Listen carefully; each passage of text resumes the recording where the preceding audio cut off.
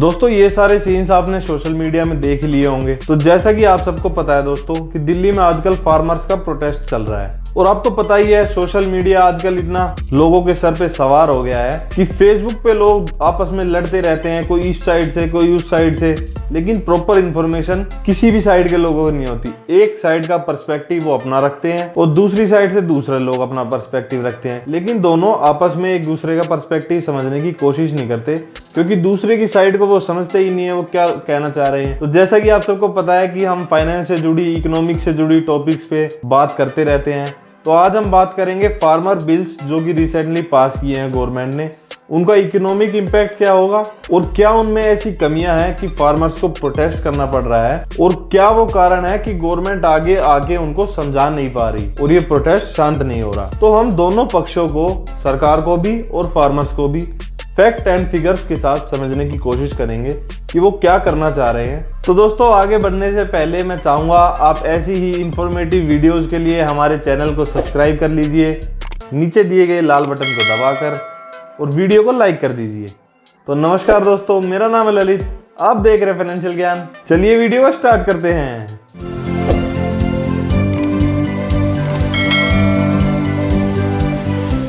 तो दोस्तों इससे पहले कि हम आगे बढ़ें, मैं आपके सामने कुछ फैक्ट्स एंड फिगर्स प्रोड्यूस करना चाहता हूं जिससे हमें आगे इस टॉपिक को समझने में आसानी हो। तो सबसे पहले तो ये देखिए कि 50% से ज्यादा लोग आज भी फार्मिंग पे डायरेक्टली या इनडायरेक्टली किसी न किसी तरीके से डिपेंडेंट है और उनका घर, उनकी रोजी रोटी फार्मिंग से ही चलती है। लेकिन एग्रीकल्चर जीडीपी का सिर्फ 16% कंट्रीब्यूट करता है। तो इसका मतलब कोई भी बिल जो 50% से ज्यादा लोगों को इफेक्ट करता हो तो वो ऐसे ही तो हो नहीं सकता, उसका कितना बड़ा इम्पैक्ट पड़ेगा ये आप सोच सकते हैं। अब अगर आप इंडिया का लैंड डिस्ट्रीब्यूशन सिस्टम देखोगे तो उसमें 86% छोटे या मझोले किसान हैं, लेकिन उनके पास जो लैंड है वो सिर्फ 47% है। मतलब 50% से ज्यादा लैंड सिर्फ 14% लोगों के पास है कि छोटे छोटे लैंड के हिस्से आपस में फैमिलीज में बट गए हैं। तो जब आप छोटे स्केल पे प्रोड्यूस करते हो तो उसमें इकोनॉमीज ऑफ स्केल नहीं आ पाता और इनपुट कॉस्ट ज्यादा लगती है एज कम्पेयर टू आउटपुट जो उसका निकलता है वो कम होता है।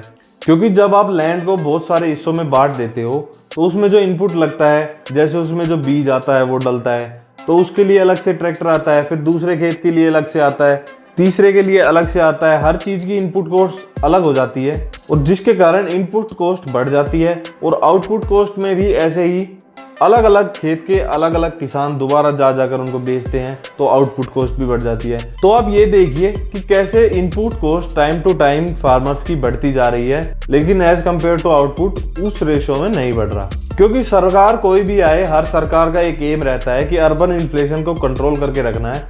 अर्बन इन्फ्लेशन का मतलब जो भी महंगाई होती है शहरों में, फल की, सब्जियों की, गेहूं की, चावल की, उसको हम अर्बन इन्फ्लेशन बोल देते हैं। कि हर सरकार उस महंगाई को बढ़ने नहीं देना चाहती क्योंकि जब महंगाई बढ़ती है तो बड़ी बड़ी सरकारें गिर जाती है। तो उसी प्राइस को कंट्रोल करने के चक्कर में एंड रिजल्ट किसान पे जाकर पड़ जाता है। तो चलिए सबसे पहले तो ये समझते हैं कि करंट सिनेरियो क्या है, करंटली ट्रेडिंग कैसे होती है, फार्मर कैसे जुड़े हैं और क्या सिस्टम अभी चल रहा है और कैसे ये फार्म बिल्स आने के बाद ये चेंज हो जाएगा जो किसान अपोज कर रहे हैं। तो दोस्तों होता क्या है कि सबसे पहले फार्म प्रोड्यूस निकलता है, फार्म में लोग प्रोड्यूस करते हैं, उसमें छोटे किसान भी हो सकते हैं, बड़े किसान भी हो सकते हैं। उसके बाद वो सारा प्रोडक्शन एपीएमसी मंडियों में जाता है जो कि सरकार के द्वारा डिफाइंड मंडियां होती हैं जहां पर ट्रेडर्स बैठते हैं जो कि एक गवर्नमेंट लाइसेंस लेके सरकार की फीस पे करके वहां पे किसान से सारा उनका प्रोड्यूस खरीद लेते हैं। तो इन एपीएमसीज के जो लॉज होते हैं वो हर स्टेट्स के हिसाब से डिफरेंट होते हैं क्योंकि ये स्टेट लिस्ट का मामला है। हर स्टेट अपनी एपीएमसी के रूल्स को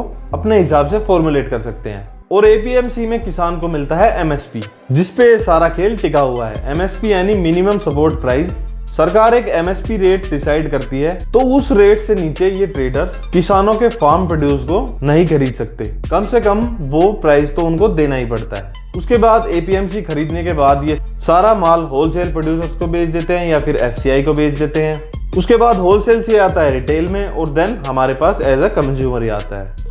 तो सरकार का बेसिकली ये कहना है कि ये एपीएमसी जो मंडियां हैं किसान को बहुत ज्यादा परेशान करती है, उनको ठगती है, उनपे बहुत सारे फीस टैक्सेस लगाते हैं और क्योंकि किसान के पास यहाँ बेचने के अलावा और कोई रास्ता नहीं है इसलिए हम उनके लिए रास्ते खोल रहे हैं कि वो कहीं भी अपना माल बेच सकते हैं और इस चक्कर में सरकार 3 नए बिल लेके आती है, जिसमें सबसे पहला बिल है farmer produce trade and commerce bill, जो कि कहता है कि फार्मर कहीं भी अपना प्रोड्यूस ले जाकर बेच सकता है, चाहे वो हरियाणा में प्रोड्यूस कर रहा है, यूपी में बेच सकता है या पंजाब में बेच सकता है या किसी को भी अपना बेच सकता है। जरूरी नहीं है वो एपीएमसी मंडियों में ही जाकर बेचे उसे। तो ये सुनने में तो काफी अच्छा लगता है कि फार्मर कहीं भी जाके अपने गुड्स बेच सकता है जिस प्राइस पे वो चाहे। लेकिन दोस्तों इसकी रियलिटी क्या है कि हमने सबसे पहले वाली स्लाइड में समझा था कि 86% तो छोटे फार्मर्स हैं, उनके पास पहले ही कोई इक्विपमेंट्स नहीं है कि वो कहीं ले जाकर उन्हें बेच सकें। इतना तो वो प्रोड्यूस नहीं करते कि अपना ट्रांसपोर्टेशन लगाकर कहीं बाहर जाकर उसको बेचेंगे। उसके अलावा दूसरी बात, ऐसा नहीं है कि फार्मर्स करंटली ये सब नहीं करते। आज भी अगर आप देखते होगे तो एपीएमसी के बाहर भी ये सब चीजें होती हैं। लोग आपस में जब गेहूं का सीजन खत्म होता है या फिर बाजरे का सीजन खत्म होता है, तब भी लोग बाहर आपस में लेन देन करते हैं, बेचते हैं उस चीज को। तो फार्मर्स का यही कहना है कि ये बिल आने से हमारी जिंदगी में कोई खास फर्क नहीं पड़ेगा, बल्कि ये चीज तो हम पहले भी करते हैं। ईयर के शुरुआत में बहुत सारे लोग फार्मर्स से डायरेक्ट गेहूं की, बाजरे की फसल आज भी खरीदते हैं। बल्कि इस बिल से सरकार ने जो बाहर मंडी टैक्स हटा दिया है ट्रेडर्स का, इसका मतलब एपीएमसी मंडी से बाहर कोई भी इंसान अगर किसान से कोई फसल खरीदता है तो उसको मंडी टैक्स नहीं देना पड़ेगा। लेकिन एपीएमसी मंडी के अंदर जो भी ट्रेडर्स बैठते हैं उन्हें मंडी टैक्स देना पड़ेगा सरकार को। अब इससे होगा क्या कि मान लीजिए मंडी के बाहर ही बहुत सारे लोग ट्रेडर्स इकट्ठा हो जाते हैं, अब उन्हें मंडी टैक्स तो देना ही नहीं। तो मान लीजिए एक इंसान जो 100 रुपए पे एक फसल खरीद रहा है, उसको 5 रुपए मंडी टैक्स भी देना है, और दूसरा इंसान जो 100 रुपए पे उस चीज को खरीद रहा है उसे कोई टैक्स देना ही नहीं। अब जिस इंसान को 105 रुपए में वो चीज पड़ी है टैक्स देने के बाद, तो जब तक वो उसे 107 में या 108 में नहीं बेचेगा तो उसे प्रॉफिट कैसे होगा। लेकिन एक इंसान जिसको वो चीज 100 रुपए में पड़ी है, अगर वो 102 में या 103 में भी बेच देगा तो वो उस इंसान से तो कम में ही बेचेगा।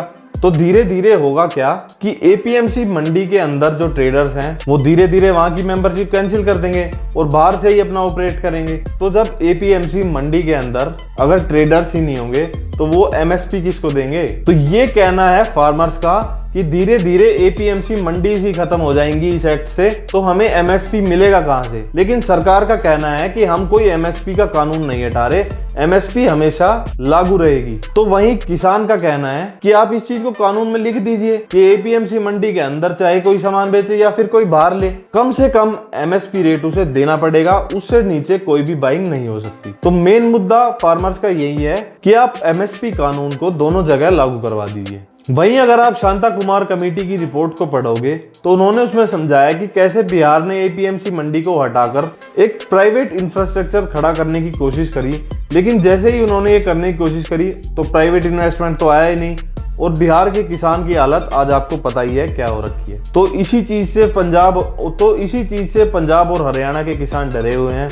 उसके अलावा पंजाब का टोटल रेवेन्यू का 13% रेवेन्यू इन मंडी से आता है। तो इस बारे में किसान से पूछा गया एक सर्वे में, तो 50% किसान ने ये कहा कि वो चाहते हैं कि एपीएमसी मंडियां रहें, क्योंकि सालों से ये मंडियां हैं। किसान का और ट्रेडर का एक रिश्ता इसमें स्टैब्लिश हो गया है। जब भी वो अपनी फसल बेचते हैं 24 घंटे के अंदर उनकी पेमेंट क्लियर हो जाती है। तो उसके बाद काफी बार ये ट्रेडर्स जो होते हैं किसान को लोन भी देते हैं बिना कोलेटरल के, बिना इंटरेस्ट के, जब भी किसान को जरूरत पड़ती है।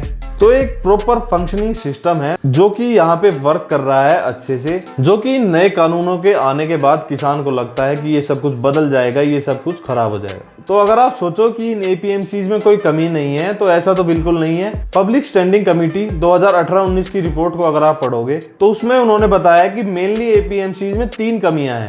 सबसे पहली कार्टेलाइजेशन, वो एक अपना कार्टेल बना लेते हैं और उसमें आपस में प्राइस फिक्स कर लेते हैं और उसी प्राइस पे किसान की फसल खरीदते हैं, जिससे कि किसान का शोषण होता है। दूसरा, उनपे जो फीस एंड कमीशन चार्जेस लगते हैं, जैसे जितने भी क्विंटल की फसल वो खरीद बेच करते हैं उस पे सरकार एक फीस, एक कमीशन लगाती है, वो आगे किसान पे फॉरवर्ड कर देते हैं। तो ओवरऑल वो खर्चा किसान को उठाना पड़ता है। और तीसरा, एंट्री बैरियर, ये लोग अपना एक कार्टेल बना के किसी और आदमी को बाहर से आने नहीं देते जो कि बाइंग कर सके, जिससे कि एक कंपटीशन नहीं हो पाता और किसान को मजबूरन इनके पास ही बेचना पड़ता है। तो दोस्तों, दूसरा बिल है farmer empowerment and protection agreement on price assurance and farm services bill. तो यार, एक तो इनके नाम इतने बड़े बड़े हैं, सरकार पता नहीं क्या ही सोच के इनके नाम रखती है। तो दोस्तों, ये बिल कहता है कि सरकार कॉन्ट्रैक्ट फार्मिंग को बढ़ावा देना चाहती है, कि कंपनीज आए कॉन्ट्रैक्ट फार्मिंग करे, जिससे किसान का भी फायदा हो, कंपनीज का भी फायदा हो और ओवरऑल ग्रोथ आए, डेवलपमेंट आए उस रीजन में।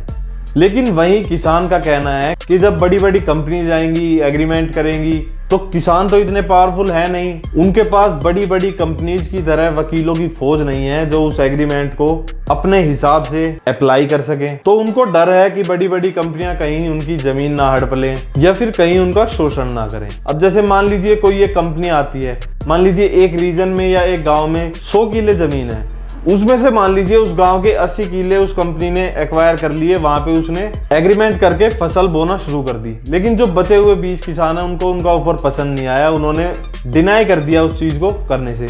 तो अब वो किसान तो उस कंपनी का मुकाबला कर नहीं सकते, क्योंकि कंपनीज के पास कैश की तो कोई कमी होती नहीं, नए इक्विपमेंट्स वो लगाएंगे और नई टेक्निक से फार्मिंग करेंगे, जिससे उनका आउटपुट भी ज्यादा आएगा। लेकिन किसान इतना इनपुट लगा नहीं सकता और हो सकता है वो उस चीज में उससे पीछे रह जाए। तो जैसा कि हमने पहले कानून में देखा कि धीरे धीरे एपीएमसी मंडीज खत्म हो सकती हैं, तो वो किसान जो 20 बचे हुए हैं वो अपनी फसल जाके कहां पर बेचेंगे। हालांकि सरकार ने कहा है कि हम एपीएमसी मंडीज को खत्म नहीं होने देंगे, हम एमएसपी की सुविधा उसमें चालू रखेंगे। लेकिन उसी चीज को अगर आप किसानों के पॉइंट ऑफ व्यू से देखोगे तो वो भी सही है। तो इसलिए उनका कहना है कि इस बिल को वापिस लिया जाए। वो बड़ी बड़ी कंपनियां अगर आएंगी तो हो सकता है वो हमें हमारे फसलों के प्राइस ना दे। हालांकि ये कॉन्ट्रैक्ट में डिसाइडेड होगा कि कितने दाम पर कितनी फसल खरीदी जाएगी। फिर भी किसानों को ये डर है कि अगर कंपनी डिनाई कर देती है उस चीज को खरीदने से, तो फिर वो उन फसलों का क्या करेंगे। और किस किसान के पास इतनी पावर है कि वो बड़ी बड़ी कंपनी से जाकर कोर्ट में उनसे लड़ सकता है या फिर लीगल रेमेडीज उनके खिलाफ ले सकता है। और दोस्तों तीसरा कानून है वो है एसेंशियल कमोडिटीज अमेंडमेंट बिल। इसमें सरकार एसेंशियल कमोडिटीज को डिफाइन करती है। जैसे आपने देखा होगा कि प्याज के प्राइसेस एक टाइम पे काफी बढ़ जाते हैं। उसमें क्या होता है कि लोग होर्डिंग करना शुरू कर देते हैं। प्याज की नई फसल आने में टाइम रहता है और पुरानी प्याज जो मार्केट में है वो ट्रेडर्स उसको होर्डिंग करना शुरू कर देते हैं, उसको अपने गोडाउन्स में स्टोर कर लेते हैं, जिससे क्या होता है कि प्याज की सप्लाई कम हो जाती है और उसके प्राइसेस बढ़ जाते हैं। तो इस चीज में सरकार का कहना है कि किसान जो है अपना जो भी फार्म प्रोड्यूस उनका होता है उसको स्टोर करके रख सकते हैं और जितने भी प्राइस पे उसको चाहें फिर बाद में बेच सकते हैं। सरकार की इस पे कोई भी रिस्ट्रिक्शन नहीं होगी कि होर्डिंग रूल्स जो है उनके लिए रिलैक्स कर दिए गए हैं। पहले क्या होता था कि एक स्पेसिफिक अमाउंट से ज्यादा आप कोई भी सामान अपने घर पे नहीं रख सकते। तो इस पर किसानों का कहना है कि हमारे पास इतना इक्विपमेंट ही नहीं है, इतने गोडाउन ही कहाँ है हमारे पास कि हम होर्डिंग करके रख सकें। ये कानून तो बड़े बड़े कंपनीज के लिए रिलैक्स किया गया है। उनके पास ही इतने इक्विपमेंट्स है, इतने गोडाउन्स है कि वो पहले तो फार्मर से कॉन्ट्रैक्ट करके फसल उगवाएंगे, उसके बाद उसको होर्डिंग करके रख सकते हैं ताकि जब मार्केट में उस चीज के प्राइस बढ़ जाएं फिर वो उसके बेच देंगे। तो इनडायरेक्टली इस चीज का असर हम सब पर पड़ेगा। वहीं सरकार का इस पर कहना है कि एक सर्टेन प्राइस बैंड से ऊपर अगर किसी चीज का प्राइस जाता है तो उसके ऊपर होर्डिंग रूल्स हम लागू कर देंगे। कोई भी उस सामान को एक सर्टेन लिमिट से ज्यादा होल्ड नहीं कर सकता। तो दोस्तों ये थे 3 कानून जो सरकार ने पास किए हैं। मैंने दोनों पॉइंट ऑफ व्यू आपको बताए। अब आपकी ये ड्यूटी बनती है कि कमेंट करके आप मुझे जरूर बताइए कि आपका पॉइंट ऑफ व्यू क्या है इस चीज पर और आप कैसे इस सिचुएशन को देखते हो। आपको क्या लगता है, किसान सही है या फिर सरकार सही है? क्योंकि किसानों की मेनली एक ही मांग है कि आप एमएसपी को कानून में लिख दीजिए कि एमएसपी बाहर भी लागू रहेगी और एमएसपी एपीएमसी मंडीज के अंदर भी लागू रहेगी, या फिर आप इन तीनों कानून को वापस लीजिए। वहीं सरकार का कहना है कि हमने ये किसान की भलाई के लिए किए हैं और उनके अच्छे के लिए किए हैं। दोनों पॉइंट ऑफ व्यू आपके सामने हैं। क्या इनके एडवांटेज और डिसएडवांटेज हैं ये आप देख सकते हो और कमेंट करके बता सकते हो।